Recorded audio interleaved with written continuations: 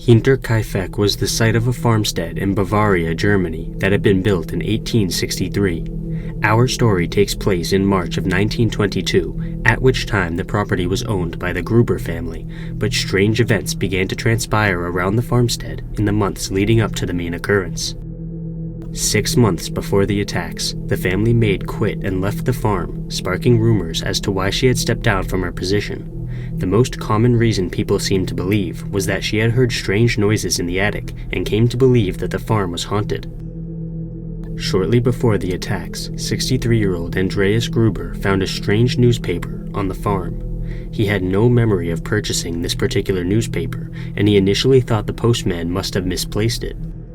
However, nobody else who lived in the vicinity of the farm was subscribed to that paper, meaning there was no rhyme or reason to it being on the property. Mere days before the attack, Andreas told his neighbors that he had found tracks in the snow leading from the nearby forest to the farm's machine room door, which had a broken lock. Later that same night, Andreas heard footsteps in the attic and he searched the entire building, to no avail. Despite telling neighbors and friends about the strange occurrences, Andreas never reported them to the police or accepted any help. To make matters even more unsettling, Andreas's granddaughter, 7-year-old Cecilia Gabriel, stated that her mother, 35-year-old Victoria, had fled the farm the night before the attack after a heated argument that may have even turned violent. She was found in the forest several hours later. On March 31st of 1922, the new family maid, 44-year-old Maria Baumgartner, arrived at her job for the first time. Her sister had come with her, but left after a short visit. Late that very same evening, an unidentified person lured Andreas, his 72-year-old wife Cecilia, his daughter Victoria, and Victoria's daughter Cecilia into the barn through the stable. This mysterious intruder then proceeded to murder each family member with a mattock, using it as a blunt force weapon. After this series of gruesome murders was complete, the perpetrator entered the house and used the same weapon to murder Victoria's 2-year-old son, Josef, as well as Maria. On April 1st, 2 coffee sellers arrived in Hinterkaifeck to take an order from the residents, but nobody responded to their knocking. They walked around the yard and saw the machine house door was open, but they decided to leave. Cecilia was marked absent from school for several days, and the local congregation noticed the family's absence from church on Sunday. The senseless murder spree would go undiscovered for 4 days. On April 4th, a local mechanic named Albert Hoffner went to the farmstead in order to repair an engine. He did not see any of the family members and he could only hear the farm animals. He eventually completed his job, oblivious to the slaughter that was still present on the property. At around 3:30 p.m. that same day, a local resident sent his son and stepson to the farm in order to contact the Gruber family, but the boys were unable to get the attention of the family. Their father, Lorenz, arrived on the property with 2 of his friends and they entered the barn, determined to find out what was going on. Inside the barn, they found the dead bodies of Andreas, Victoria, and the 2 Cecilias. After this, they checked the house and found the remaining bodies of Josef and Maria.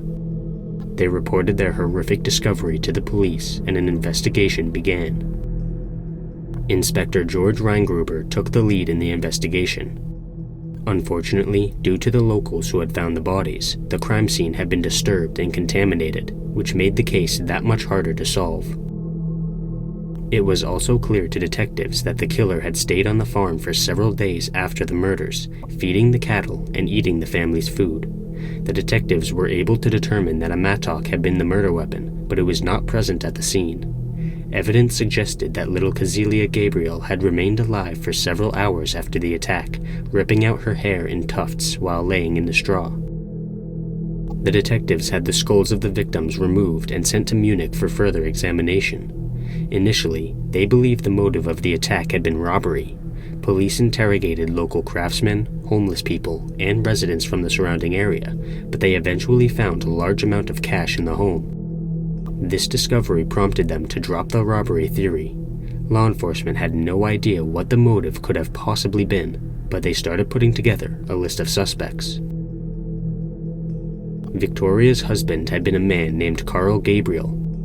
Carl had reportedly been killed during World War I by a shell attack in France, but nobody had ever retrieved his body. Following the slaughter of the Gruber family, some people speculated that Carl was actually still alive.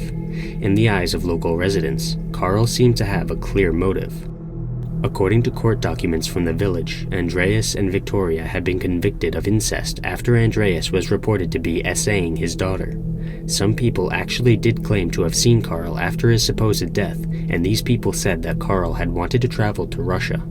This is made much stranger by the fact that war captives from World War II were prematurely set free by a German-speaking Soviet officer. Some people speculated that this officer had actually been Carl, but some of these witnesses later revised their statements, which casts doubt on their credibility. The second suspect was Lorenz Schlittenbauer, one of the men who had discovered the bodies. After his wife passed away in 1918, there were rumors that Lorenz had begun a relationship with Victoria, and that Josef may have even been Lorenz's son. Furthermore, Lorenz partook in several suspicious actions on the day he found the bodies. Lorenz broke a gate to enter the barn, but when the men went to enter the house, Lorenz was the first man to enter, and he used a key to unlock the front door. In the days leading up to the murders, a key had gone missing from the property, although it's also possible that Lorenz had been given a key by his neighbors. Lorenz spent some time in the house by himself before allowing his friends to enter, which struck them as extremely odd. They didn't know whether or not the killer was still present, and it seemed like an unnecessary risk for Lorenz to be alone at the crime scene. It was also confirmed that Lorenz compromised the crime scene, although it's impossible to know whether or not he did it intentionally. In the years following the murders, local residents remained suspicious of Lorenz due to several incriminating comments he made about the case. At one point, Lorenz visited the demolished farmstead, and someone asked him what he was doing. He replied that the killer had attempted to bury the family's remains in the barn, but had been unable to do so because of the frozen ground. Many people believed that this was information only the killer would have known, but others suggested that it could have been an educated guess. Numerous other suspects were looked into, but none were ever confirmed to be the killer. To this day, more than a century later, the slaughter of the Gruber family remains unsolved. It doesn't seem likely that this will ever change, but we can always keep hope alive.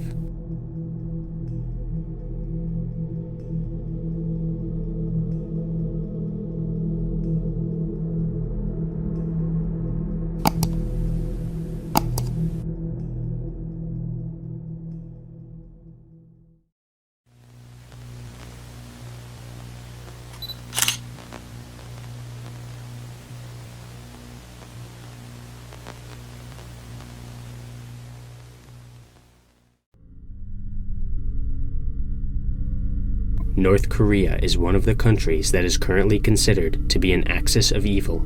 The government is a one-party dictatorship where the Kim family has totalitarian control over the nation. Furthermore, the government forcibly ensures that its citizens worship the Kim family, which is commonly referred to as a cult of personality. To put it simply, the Kim family are the gods of North Korea. Any criticism of them is seen as blasphemy and results in brutal punishment. People who are born in the country have next to no shot at a good life and hardly any hope for a better future. Woo In-hee was born sometime between the 1930s and 40s in Kaesong, North Korea. She became a dancer and worked during the Korean War. Then she was later taken to Pyongyang to become an actress. She was generally considered to be the most beautiful woman in North Korea at the time. After just a year in the nation's capital, In-hee was given the lead role in a movie called The Tale of Chungyang, which earned nearly instant stardom for the young woman. She would proceed to gain roles in numerous other films, including The Girl from Diamond Mountain, which portrayed the life story of a woman. In-hee was able to capture each stage in the character's life, displaying incredible range and talent. She was given the title of People's Actress for her skills. Sadly, her talents did not go unnoticed by the supreme leader. Kim Jong-il took a personal interest in the young actress, and he even granted her permission to travel to Czechoslovakia in order to study acting. This was a major event for a North Korean citizen. North Koreans are hardly ever allowed out of the country, so In-hee's circumstances were incredible. After returning to her home country, In-hee married a man named Yoo Ho-sun, who is generally considered to be the most gifted director in the country. In-hee and Ho-sun had 3 children together, all boys, but In-hee's success and fame began to show in unhealthy ways. During the 1970s, she started having affairs with numerous other men, which destroyed her reputation. Almost all of the people she saw on the side were people who worked in the film industry, which sparked rumors to spread like wildfire all around her. Eventually, her colleagues directly confronted her, accusing In-hee of adultery to her face. In-hee was defiant, pointing out that the men accusing her were the same men she was unfaithful with. They were just as guilty as she was. However, her title of People's Actress was stripped from her, and she was forced to work in the boiler room of the film studio for a full year. This was a dangerous job with 12-hour shifts, but things suddenly changed in 1979 when In-hee was allowed to return to acting. During the resurgence of In-hee's acting career, she began a relationship with Kim Jong-il. The movie Unsung Heroes was being filmed at the time, and Ho-sun played one of the characters. It's unclear exactly how the relationship between the actress and the dictator started, but there are 2 main theories. First, In-hee may have flirted with the dear leader for years before the relationship actually began. Second, In-hee could have used the relationship as a bargaining chip to reinstate her acting career. Either way, the dear leader was not an ideal partner. He tasked one of In-hee's acting colleagues with following her around and reporting on her activities. The relationship was a jealously guarded secret. After some time, In-hee fell in love with a Korean man who had been living in Japan but moved back to Korea in order to work for a radio station. The couple was unable to meet in public, so they typically spent their nights together driving around in the man's Mercedes. In the winter of 1980, after taking a joyride, the couple were found in the vehicle suffering from carbon monoxide poisoning. They had left the engine running with the windows shut to keep out the cold, but the toxic fumes had built up inside the cabin. The man passed away from the poisoning, but In-hee was rushed to a hospital where she recovered. She was interrogated about the man in the car, and during this interrogation, she mentioned her relationship with Kim Jong-il. This one tiny slip-up spelled the end of In-hee's life. In 1981, In-hee was told that she was free to go, but instead, she was taken to the Kangkon Military Academy north of Pyongyang. She was forced onto the shooting grounds, tied to a post, and publicly executed. There was a crowd of 6,000 people watching, which included Ho-sun. There were 12 gunmen in total, each of whom discharged 10 rounds from their AK-47s. In-hee's body was horrifically mutilated until she was no longer recognizable. In-hee's name and face were both erased from North Korean films and magazines. The witnesses to the execution were ordered not to speak about what they had seen, although this order was clearly not followed. A South Korean television drama called Until the Azalea Blooms was created after In-hee's death, and it portrays her life. The show was banned in North Korea, and people have been punished for watching it. The North Korean government is an example of the lowest humanity has to offer. I believe it's important to circulate Woo In-hee's story because the Kim family attempted to have it purged from history, and we cannot let evil like that stand. Woo In-hee was by no means a perfect human being. She made many mistakes with her romantic life, but she was also extremely talented and the mother of 3 children who would never see her again. Kim Jong-il's actions are inexcusable, and that's not even considering the irreparable harm he's done to his country as a whole.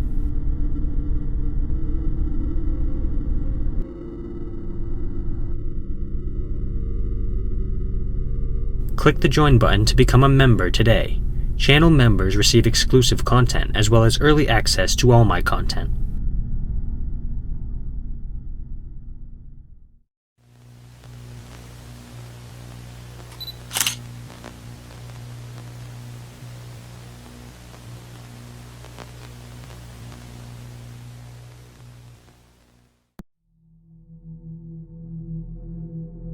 Block 58 of Geylang Bahru in Singapore would become a scene of nightmares on January 6th of 1979. At 6:35 that morning, Tan and Lee, the parents of the family, left for work. They operated a minibus service for bringing children to the local school. Their own children were 10-year-old Tan Kok Peng, 8-year-old Tan Kok Hin, 6-year-old Tan Kok Soon, and 5-year-old Tan Chin-ni. All 4 children were asleep when their parents left the flat. The older 3 attended Bendemeer Road Primary School, while the youngest, the only daughter, attended a People's Association kindergarten. At 7:10 a.m., Lee called home 3 times to wake up her kids for school, but they never picked up the phone. She contacted a neighbor for help in waking up the children, and the neighbor knocked on their door, which went unanswered.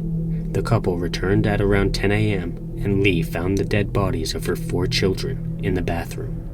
They were piled on top of one another in their t-shirts and underwear, each being covered in slash wounds. Kok Peng's right arm had nearly been severed, and Chin Ni's face had been viciously slashed by a blade. Each child had sustained at least 20 slash wounds. Law enforcement determined that the murders had been premeditated. The killer or killers had been very careful in their attack, leaving behind little evidence. Despite this, there were bloodstains in the kitchen sink, suggesting that the killer had cleaned themselves before fleeing the scene. The flat seemed to be in perfect condition, with nothing stolen and no signs of forced entry. The murder weapons, which were theorized to have been a dagger and a cleaver, were not present at the scene and have never been found. Kok Peng appeared to have struggled with the killer due to several long strands of hair being found in his right hand. The authorities inferred that the slaughter had been a revenge hit, but they could not seem to identify any solid suspects.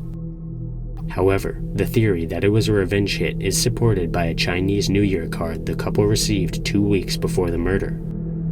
The card depicted happy children playing, with the caption, "Now you can have no more offspring, ha ha ha," in Chinese. This was a reference to the sterilization surgery Lee had received after giving birth to Chin Ni. The card also contained the names Ah Chai and Ah Eng, which were Tan and Lee's nicknames. These details clearly indicate that the killer had intimate knowledge of the family and was most likely someone who was very close to them. The children were buried on January 7th of 1979 with some of their personal belongings. Tan and Lee ended their minibus business and instead started working at a company that produced PVC materials. Lee had surgery to reverse the sterilization, after which they had 2 more children. I can only imagine how devastating the murders of their children were to them. I hope they've been able to cope with their loss while also keeping the memories of their kids alive.